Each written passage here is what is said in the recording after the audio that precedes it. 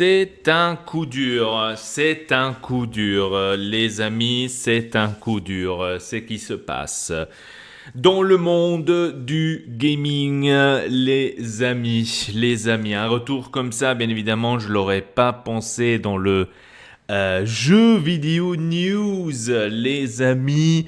Bienvenue sur cette nouvelle vidéo, j'espère que vous allez tous bien, que vous êtes tous bel et bien en forme. Parlons donc de ce scandale, on va dire ça comme ça, de la part de Microsoft qui a annoncé donc la fermeture de 4 studios Bethesda et ça a impliqué, j'ai envie de dire, beaucoup de critiques partout dans le net, beaucoup de, j'ai envie de dire, déception, de foutage de gueule, entre guillemets. Il y a eu vraiment une explosion hallucinante. Et j'ai envie de dire aussi assez compréhensible de la part des fans. Assez compréhensible, assez, j'ai envie de dire, hardcore. Hein. Mais en tous les cas, compréhensible. Lisons donc ce que s'est passé à ce niveau-là. Moi aussi, je suis un peu perplexe parce que je ne me l'attendais pas. D'un autre côté, je me dis logique parce que d'après ce que on a pu lire justement les jeux qui vont sortir sur la PlayStation, etc., je m'en doutais un tout petit peu qu'il y avait quelque chose de bizarre, j'ai envie de dire ça comme ça. Maintenant, on verra bien ce qu'il y a écrit, peut-être qu'on se trompe littéralement et qu'on dit que des bêtises, en tous les cas. Ça va être, pour moi, c'est trop choquant parce que je ne me l'attendais pas, mais bon. Voyons voir cela, les amis. Alors, coup dur. Donc, Xbox va fermer 4 studios chez Bethesda. Le licenciement et fermeture des studios s'enchaînent depuis le début de l'année. Les amis, notamment chez Xbox, qui annonce justement la fermeture des 4 nouveaux studios chez Bethesda. Après plusieurs mois de silence, le couperet est tombé sur l'Arkane Austin. Xbox vient d'annoncer justement la fermeture du studio Arcane Austin, mais aussi de 3 autres studios faisant partie du giron Bethesda.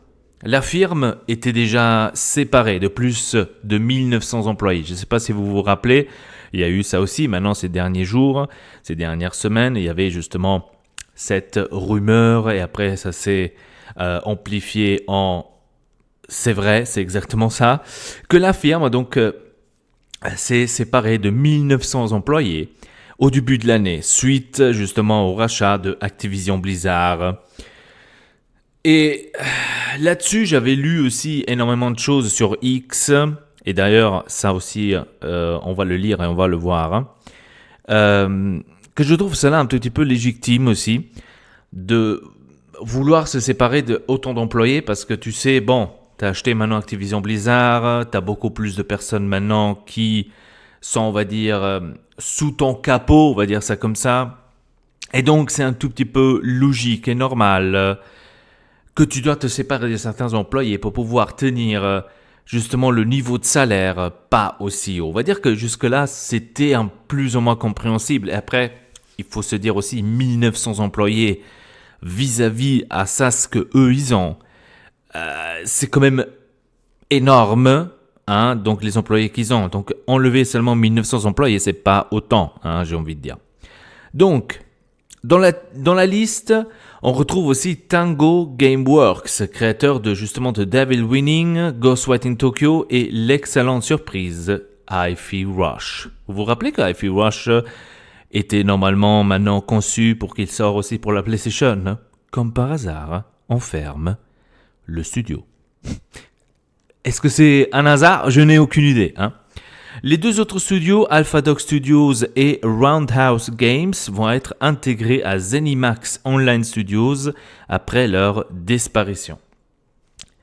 Donc Xbox se sépare de 4 studios chez Bethesda. Dans un mail envoyé aux employés, Matt Booty, responsable de chez Xbox Game Studios, a détaillé les raisons de ces fermetures. Celles-ci sont fondées sur la priorité donnée aux titres à fort impact et sur la poursuite des investissements dans le portefeuille de jeux à succès de monde bien aimé de Bethesda. Il cite notamment une redéfinition des priorités en matière de titres et de ressources pour se concentrer sur les franchises fortes du portefeuille Bethesda. On ne peut évidemment que citer Redfall, par exemple, le dernier jeu d'Arkane Austin qui était sorti dans de nombreux soucis techniques. Je ne sais pas si vous vous rappelez. Un de ces retours critiques, malheureusement, pas à l'auteur du studio et de son éditeur. C'est vrai, Redfall a été énormément critiqué et n'a pas fonctionné comme il devait.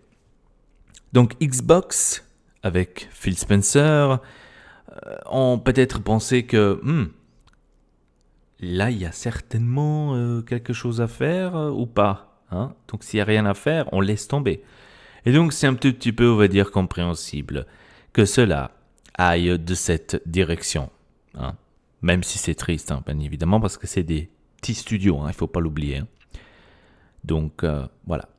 Xbox. Phil Spencer avait même évoqué le sujet sans détour en amont de la sortie de Starfield, sinon qu'on l'imagine déjà le sort d'Arkane Austin, alors que le studio travaillait à corriger le jeu, en plus de se tenir à sa feuille de route. Le jeu, qui plafonne à 80 joueurs sur Steam actuellement, n'aura pas de nouvelles mises à jour et les possesseurs de DLC promettant de nouveaux zéros recevront bientôt une offre de substitution sans plus de détails. Sans plus de détails. En gros, il n'y aura plus rien. Donc, les personnes vont être remboursées. Et c'est fini. It's over. Donc voilà. Matt Booty retient qu'une telle décision ne reflète pas la créativité et les compétences des personnes talentueuses de ces équipes, ni les risques qu'elles ont pris pour essayer justement de nouvelles choses. On espère donc que les talents concernés seront accompagnés du mieux qu'ils peuvent pour cette transition, alors que l'année 2024 s'annonce comme étant encore la pire pour les travailleurs du jeu vidéo, avec une vague de licenciements et fermetures de studios qui dépasse déjà l'année 2023.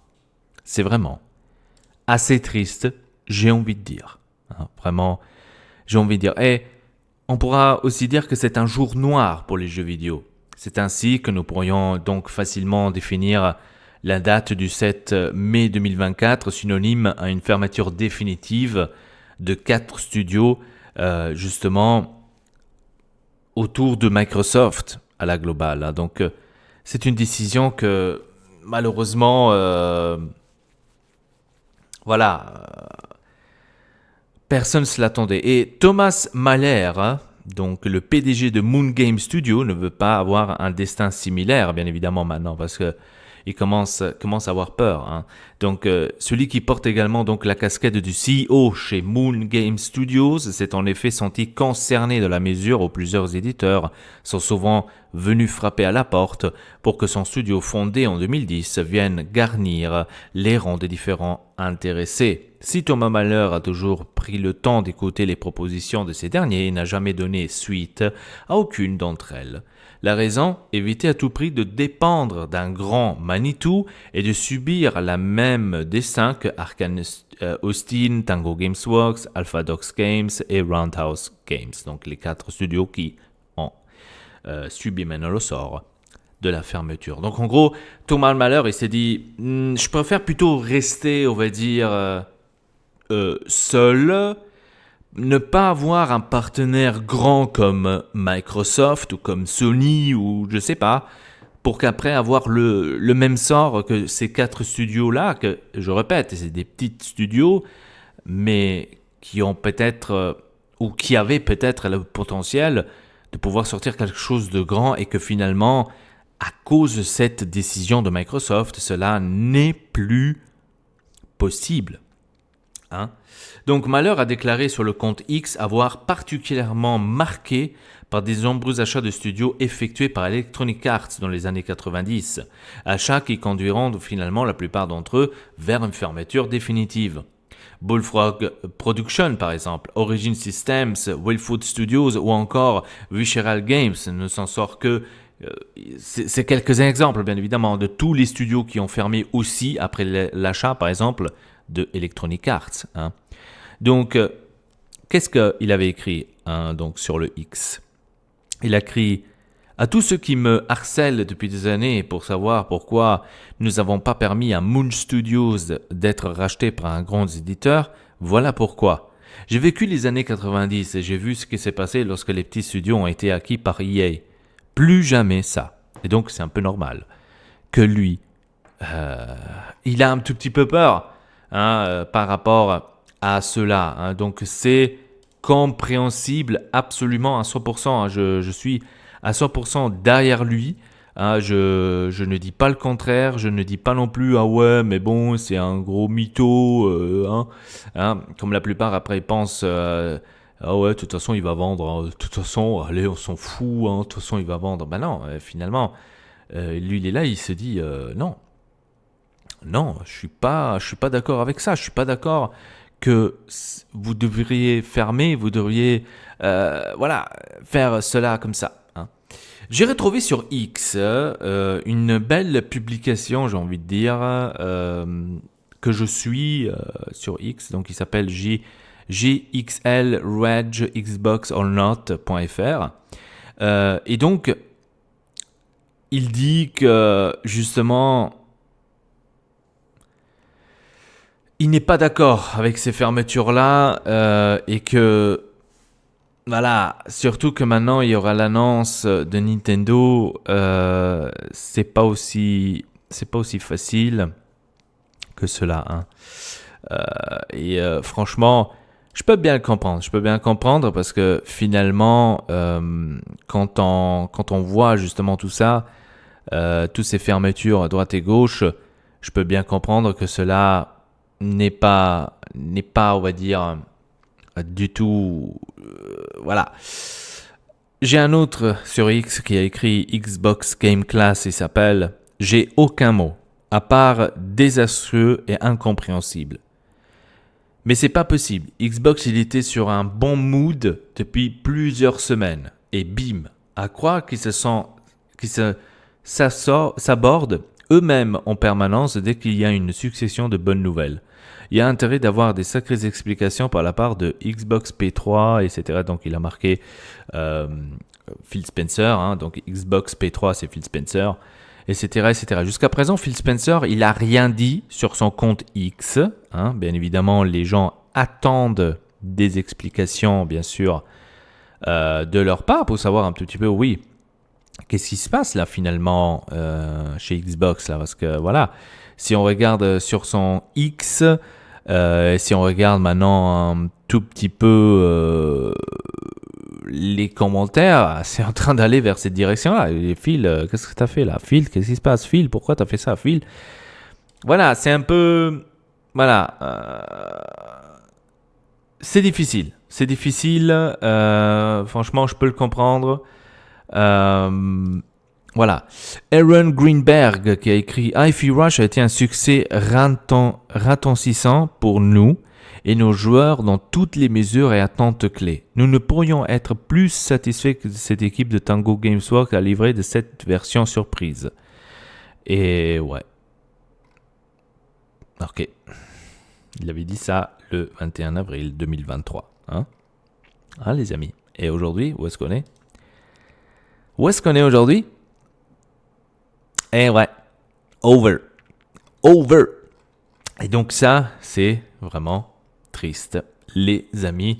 Ce qui se passe chez Xbox et Microsoft en tous les cas. Et je dois vous avouer que moi-même aussi, je suis un tout petit peu inquiet, je dois vous avouer. Parce que quand j'entends que les petits studios comme ça se mettent... par exemple, à travailler avec Microsoft, où ils se disent ah ouais, c'est quand même génial, maintenant on a quelqu'un derrière avec qui on pourra, par exemple, travailler et compter sur eux pour faire des nouveaux projets, pour avoir ci, pour avoir ça. Finalement, c'est pas le cas. Finalement, ils doivent aller direction fermeture, ils doivent aller direction euh, employés lâchés, etc., etc. Est-ce que, et là je me pose la question, est-ce que maintenant cela donnera, on va dire, ou ouvrira, on va dire, les yeux aussi aux autres petits studios que quand par exemple il y aura un Microsoft qui vient te toquer à la porte pour dire je viens t'acheter, etc., etc., s'ils vont pas réfléchir deux fois avant de dire oui, on va te vendre, oui, on vient, et qu'après finalement le sort est un autre. En tous les cas, moi aussi, je suis un peu surpris de cette prise en compte de la part de Microsoft, de ces 4 petits studios. Et je n'arrive pas tout à fait à comprendre d'un côté, mais d'un autre côté, j'ai peut-être capté, on va dire, le pourquoi. Si on regarde bien maintenant de ça, ce que c'est sorti, on parle par exemple de Redfall, qui a été énormément critiqué, que le jeu n'a pas fonctionné du tout, donc c'était pas le meilleur jeu. Les gens n'étaient pas contents avec ce jeu-là, et je pense que Microsoft, quand il a acheté Bethesda, et là ça va être aussi, attention, la même chose avec Activision Blizzard, s'ils vont pas livrer, on va dire, des gros trucs, s'ils vont pas livrer maintenant les résultats attendus de leur part, et ben là aussi il y aura certainement des petits studios qui travaillent avec Blizzard, enfin Activision Blizzard, qui vont, qui vont tomber eux de leur côté aussi. Hi-Fi Rush par exemple, un autre jeu que sur la Xbox, il n'a pas fonctionné autant, donc on n'a pas entendu énormément sur ce jeu en disant que ouais, Hi-Fi Rush c'est le jeu mondial, etc., etc., extra vénère, incroyable, etc. Là aussi, hein, on a vu beaucoup de critiques, on a vu aussi que c'était pas un jeu, on va dire, que tout le monde va aimer, on le savait. Et je pense que les attentes de Microsoft sur ce jeu, ils étaient aussi énormes, j'ai envie de dire, et que cela n'était pas le cas du tout. Surtout que là, en plus, ça s'est ajouté que Hi-Fi Rush serait disponible aussi sur la PlayStation. Et comme par hasard, maintenant on ferme justement ce studio-là. Est-ce que c'est un hasard, hein? Je ne le sais pas. Peut-être, voilà, pour dire oui, tu vois, on a fait quand même un geste, hein. On voulait sortir chez Sony, mais voilà, on a dû le quand même fermer parce que, je sais pas. En tous les cas, c'est très très triste, hein, pour ces petits studios parce que ils auraient pu peut-être faire, potentiellement, ils auraient eu peut-être la capacité de nous sortir des gros jeux et que finalement, ils ont plus cet exploit, j'ai envie de dire, de leur côté. Après, bien sûr, je peux comprendre aussi de l'autre côté quand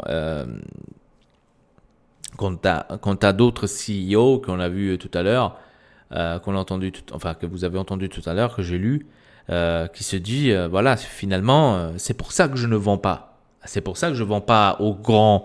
Parce que moi, je me rappelle encore des années 90 avec EA qui a acheté celui-là et celui-là, et maintenant, ils sont tous disparus. Ouais, ils ont tout à fait raison. C'est pour ça que je vous ai dit, vous croyez réellement que maintenant les petits studios, quand ils voient ce genre d'affaires comme ça, ils vont se dire ah ouais, je vais quand même me faire racheter par des gros trucs. Je sais pas, je sais pas. Au moment là, oui, ok, tu dis bon pour les CEO qui vendent et qui reçoivent l'argent, ok, ils se disent bon moi je l'ai vendu, après ce qui se passe, c'est pas mon problème, hein. Mais de l'autre côté, tu as des employés aussi. Hein. Tu as des employés qui ont travaillé dans cette boîte et que tu es obligé de les envoyer à la rue, j'ai envie de dire, pour que. Parce que, on va dire, ton produit n'a pas fonctionné comme il devait. Enfin, moi, je vois la chose plus comme ça. Que pour moi, les jeux qui sont sortis comme Redfall, comme Hi-Fi Rush, ils n'ont pas eu ce succès que Microsoft s'attendait. Et c'est pour ça que pour moi, ils ferment les studios là pour dire c'est des ressources. Enfin, eux, ils nous prennent des ressources pour après nous sortir quelque chose où les ressources là ne rentrent pas.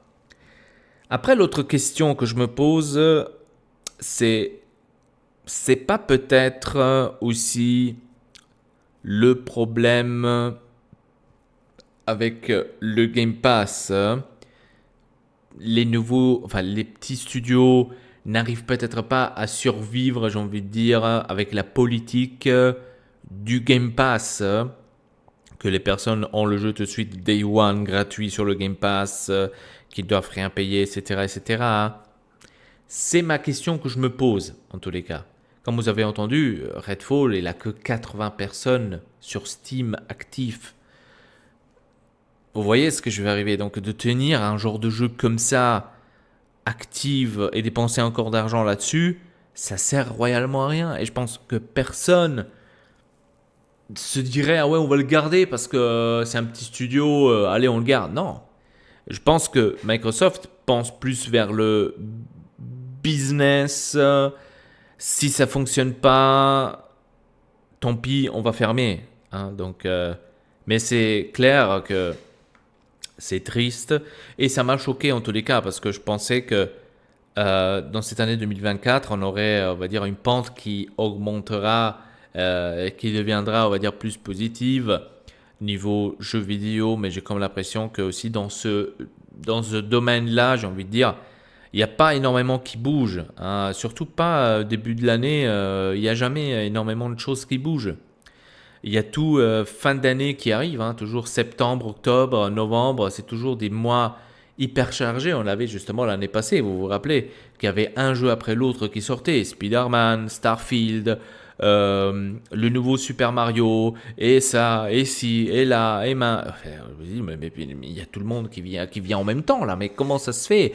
Comment est-ce que les gens vont avoir de l'argent pour acheter tous ces jeux? Voilà, donc là maintenant, il y aura bientôt Hellblade 2 qui va sortir. Et j'espère pour Microsoft que ce Hellblade 2 ne sera pas, encore une fois, une taupe. Parce que là, ça va faire très très mal, attention. Hein. Parce que Hellblade 2, c'est un projet énorme. C'est un énorme jeu. C'est un jeu où beaucoup de gens s'y attendent énormissime. Hein. Et si là, maintenant, il y a des problèmes de bugs, il y a des problèmes ici, des problèmes là, là, ça va être galère. Hein. Là, ça va être galère, hein, attention. Hein. En tous les cas, moi personnellement, je vais le jouer, Hellblade 2. Je vais essayer de vous faire aussi un live sur Twitch pour pouvoir justement vous apporter un peu un gameplay aussi sur Twitch. Et après, ils vont être disponibles aussi ici sur la chaîne YouTube. En tous les cas, je m'attends énormément de ce jeu Hellblade 2. Hein. Je m'attends énormément. Et franchement, ça me fait, d'un autre côté, ça me fait un tout petit peu peur hein, de voir tout ça, les fermetures ici, fermetures là. Après, attention, là c'est maintenant Microsoft, hein, donc tout le monde, c'est plus facile de frapper sur Microsoft que sur les autres. Mais côté Sony aussi, il y a eu des fermetures où personne ne l'attendait, mais il n'y a pas eu cette ampleur. Hein. Ça aussi, je tiens quand même à le dire, hein, parce que finalement... il faut aussi regarder un tout petit peu de l'autre côté. Mais c'est clair que ceux de Microsoft frappent le plus parce que Microsoft a le plus de développeurs, etc., que Sony. Donc c'est normal que ça frappe plus de ce côté-là. En tous les cas, on verra bien comment ça va se dérouler la suite. Là, j'aimerais bien voir un tout petit peu qu'est-ce que dira Phil Spencer, s'il dira quelque chose, Phil Spencer. Début juin, il y a la présentation des nouveaux jeux, je crois, chez Xbox, un truc du genre. Et hier, sur X, j'ai vu, ah ouais, ça va être une ambiance de folle, hein, une ambiance de folie là. Hein. Il y a 4 studios qui disparaissent. Le 6 juin, je crois que ça va être une ambiance de folie. Hein. Ouais, je peux bien comprendre. Parce que là, s'il y a, par exemple, dans ces présentations-là, il y a des petits jeux d'un petit studio et que tu te dis, attention, si ton jeu c'est de la merde, tu risques de tomber. C'est chaud, hein. C'est chaud. Hein. Je pense que ça, c'est aussi un tout petit peu un petit coup dur aussi pour les petits studios parce qu'ils se disent, si là on fait du n'importe quoi, on risque de tomber. Hein. Donc c'est vraiment hardcore. Hein. Donc tous ceux que maintenant ils sont déjà avec les Xbox, ils se disent bordel, peut-être on a fait une erreur d'être là. On sait pas, hein, attention. Hein. Donc là j'ai très très hâte. En tous les cas, même du côté Bethesda avec son Starfield, que eux aussi ils ont eu énormément de critiques. Hein. Là d'ailleurs je sais même pas Starfield à quel point il est, hein, parce que moi aussi ça fait une éternité que je l'ai plus joué. J'ai même désinstallé si je me trompe pas. Là, ce qui paraît, il y aura des mises à jour, mais là aussi, hein, bof, hein, donc c'est moi pour dire. On pourra défendre ce qu'on veut défendre, mais après, à un moment donné, je pense que la plupart ont compris que le jeu, s'il ne s'évolue pas assez vite, il y a un problème. Hein, donc voilà, et ça c'est le problème aussi de ce genre de jeu comme Starfield, hein, donc où tu attends énormément, hein, donc énormément de mises à jour, énormément d'améliorations, etc. Donc ça va être très très dur. Bref, en tous les cas, c'était une un nouveau épisode, j'ai envie de dire, de Jeux Vidéo News intéressant, palpitant, explosive. Voyons voir comment ça va se dérouler prochainement dans les prochaines semaines à venir. Qu'est-ce qui va se passer côté Microsoft? Est-ce qu'on aura quelque chose de la part de Phil Spencer? Est-ce qu'on l'aura pas? Est-ce qu'il va pas parler? Est-ce qu'il attendra le 6 juin pour parler? On verra bien. On verra bien en tous les cas. Qu'est-ce qui va se passer prochainement, les amis? Voilà, c'était tout pour cette vidéo. Abonnez-vous à la chaîne Elpatube Gaming, ça me fait extrêmement plaisir. Je vous donne rendez-vous à la prochaine. Ici, votre Elpa. Allez, salut à vous tous!